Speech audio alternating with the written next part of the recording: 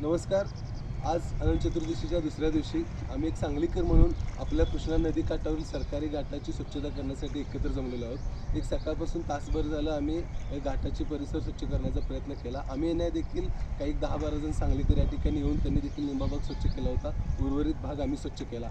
गेले 11 दिवस झालं सर्व गणेश भक्तांनी श्री गणरायाची मनोभावी आराधना केली आणि काल जड अंतकरणाने गणरायाला निरोप दिला. परंतु सर्व सांगलीकरांना मला व कृष्णामाई सुपुत्रांना व गणेश भक्तांना एक आव्हान करायचं आहे की फक्त ही सेवा ही 11 दिवसापुरती नव्हती तर ही अखंडित सुरू राहावी.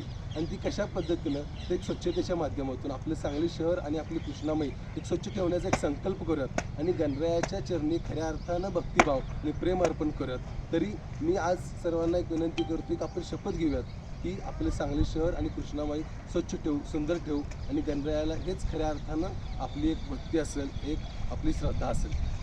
धन्यवाद.